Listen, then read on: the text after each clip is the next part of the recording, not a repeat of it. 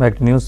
బీహార్లో అసెంబ్లీ ఎన్నికలు రసవత్తరంగా మారాయి. 71 మంది అభ్యర్థులతో బీజేపీ తొలి జాబితాను విడుదల చేయగా సీట్ల పంపకాలపై మహాగఠబంధన్లో చర్చలు కొనసాగుతూనే ఉన్నాయి. మరోవైపు జన్సురాజ్ అధినేత ప్రశాంత్ కిషోర్ ప్రచారాన్ని వేగవంతం చేశారు.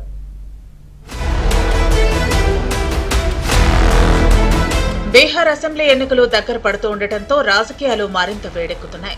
ఎన్డీఏ కూటమిలో సీట్ల పంపకాలు పూర్తవగా బీజేపీ అభ్యర్థులకు సంబంధించి తొలి జాబితాను విడుదల చేసింది. ఇక మహాగఠబంధన్లో సీట్ల పంపకాలపై పార్టీల మధ్య చర్చలు జరుగుతూనే ఉన్నాయి.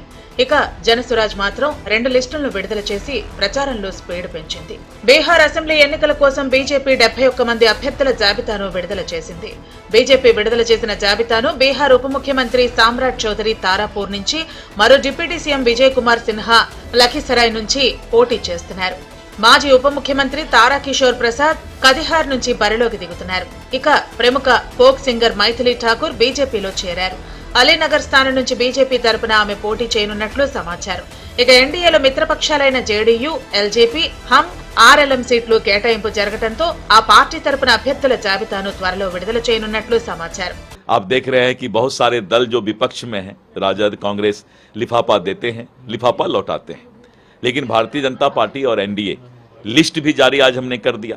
तो इतना तो पत्रकार बंधु या मीडिया के लोग मानते हैं कि एनडीए चट्टानी एकता के साथ चुनाव के लिए आगाज कर चुकी है और आने वाले समय में यहाँ के मतदाता जिस पारदर्शिता के साथ हम महागठबंधन को ये बता दिए। ఇక మహాగఠబంధన్లో సీట్ల పంచాయతీ కొనసాగుతూనే ఉంది. కాంగ్రెస్ 70 సీట్లు అడుగుతుంటే విపక్ష కూటమి పార్టీలు ఆర్జేడీ మాత్రం ఈసారి 20 స్థానాల్లోపు మాత్రమే కేటాయించడానికి మొగ్గు చూపుతున్నట్లు సమాచారం. మరోవైపు ఆర్జేడీ నేత తేజస్వి యాదవ్ ను మహాగఠబంధన్ సీఎం అభ్యర్థిగా అంగీకరిస్తుందో లేదో ఇంకా క్లారిటీ రాలేదు. దీనికి తోడు లాలూ ప్రసాద్ యాదవ్ పెద్ద కుమారుడు తేజ్ ప్రతాప్ యాదవ్ పక్కలో బల్లెంలా తయారయ్యారు. ఇదిలా ఉంటే ఢిల్లీలో కాంగ్రెస్ ఎన్నికల కమిటీ సమావేశం నిర్వహించారు. కూటమిలో సీట్ల పంపకాలతో పాటు అభ్యర్థుల ఎంపికపై చర్చలు నిర్వహించారు.